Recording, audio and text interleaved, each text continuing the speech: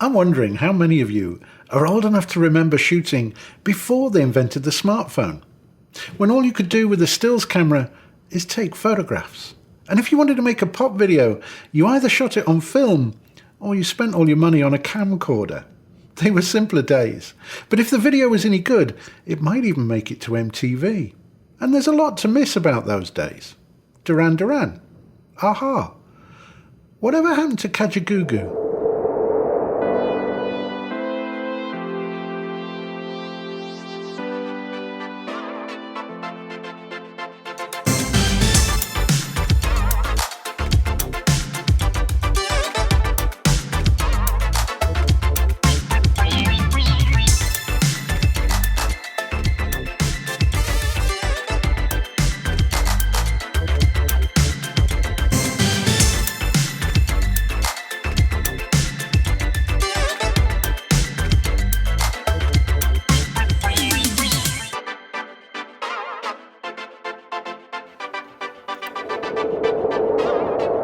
That video was shot in not much more than 1 hour, all on this brand new 4K 60p camcorder from Panasonic, the AG-CX10.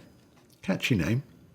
But I'm wondering if, in our rush and our love for shooting everything on large sensors, on DSLRs and mirrorless cameras, whether it might be a mistake to ignore the camcorder.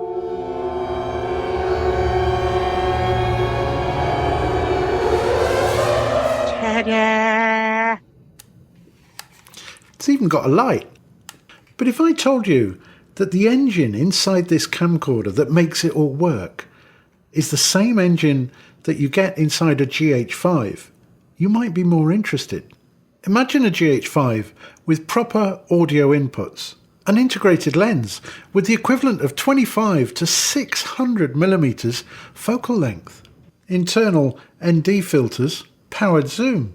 It's got dual slots, IBIS, an SDI output, an amazing battery life, built-in Wi-Fi for streaming or control, and even an adapter that gives you IP over Ethernet, so you can go live using just this camera alone.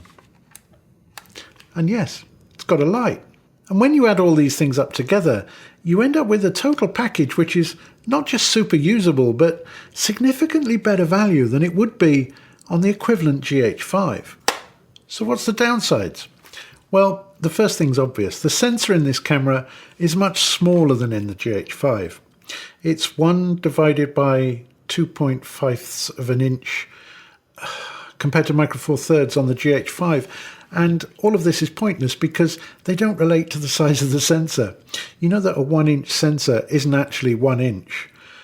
It's an obscure thing from the days of tubes and circles and glass, and it's pointless. We need a new way to start referring to sensors. The long and the short of it is the crop factor in this camera is almost 6.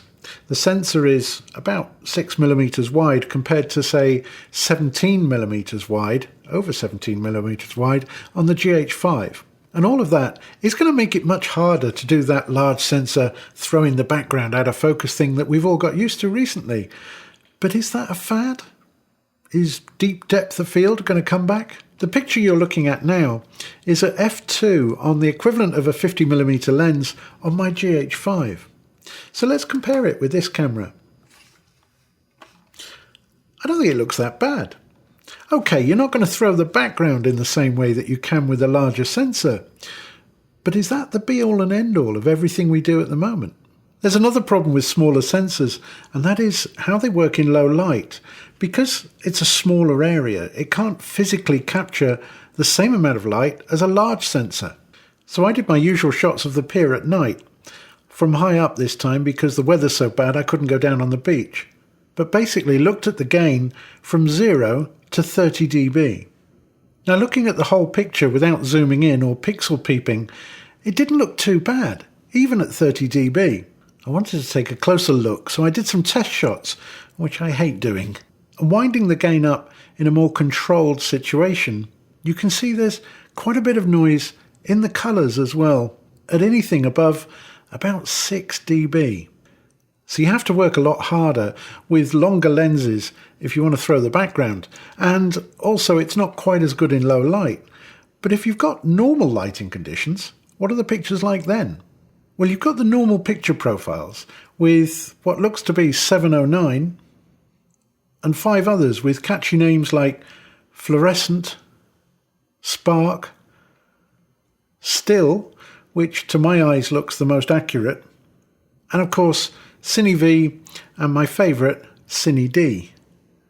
Now there's no log option, and we're not going to start pretending this is a Cine camera, but even using my favourite profile, the Cine Style D, I was quite surprised at the picture quality.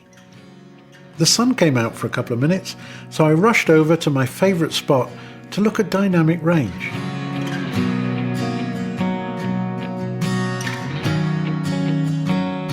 While I was there, I also took the time to look at the zoom range. And wow, that's impressive. When I was checking this Leica lens on a chart, I was really impressed, not just with the zoom range, but the overall performance. At the wide end, the minimum focus distance is ridiculously short, and it looks parfocal throughout the range. But I did get thrown by the fact that your minimum focus distance changes depending on your focal length. Apparently it's a trick a lot of camcorder lenses use to make the whole thing more compact. It won't really affect you unless you like zooming around at minimum focus, but it did throw me for a few minutes, and I ended up asking some very stupid questions. The pictures from this camera started to look much better than I thought they would. And I must admit, it did take me a little while before I felt as though I was getting the most from the camera. Simon Le Bon, Rio, Seychelles, big yacht, cold and windy. Right, when you switch between auto and manual, it doesn't stay where it was in auto. So the iris and everything moves. Yeah, I'm not sure what it resets to, but I am liking that now. Also, you see, when I started to use it, I wanted to run everything in manual like I do with any other camera, but I was all fingers and thumbs. It's like the controls are too small and fiddly to use in manual mode. And then it dawned on me that I'm trying to operate this in the wrong way. So, David Lean over there, this is like making Lawrence of flipping Arabia again. He's found the sand, he's found the dunes. I don't know, it's a nightmare. It's almost as if you need to get your brain adjusted into camcorder mode and start thinking about this in a different way. You need to have the confidence to start switching some of the functions over to automatic. I know, it goes against everything I've ever learned. But the more you're able to give things over to automatic control, the better this camera gets. Now this is starting to get dangerous because I'm implying that if you switch this thing to auto, anybody could use it and get nice pictures. And that's sort of true. But we all know there's more to operating a camera than that. Oh, and did I mention that the autofocus is really good as well? I know, Panasonic with good autofocus, but it's a little bit easier because the sensor is smaller, and also being a combined lens, the lens can talk to the camera and it knows exactly what's happening, but the autofocus is really good. And best of all, it even works when you're shooting super slow-mo at up to 120 frames per second.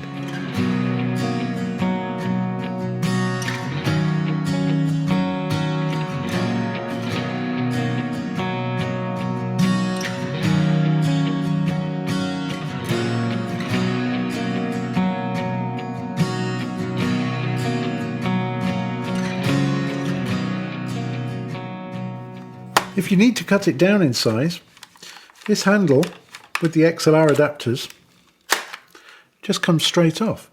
So this new camcorder shoots super sharp pictures at 4K up to 60p. It also does 422 10-bit.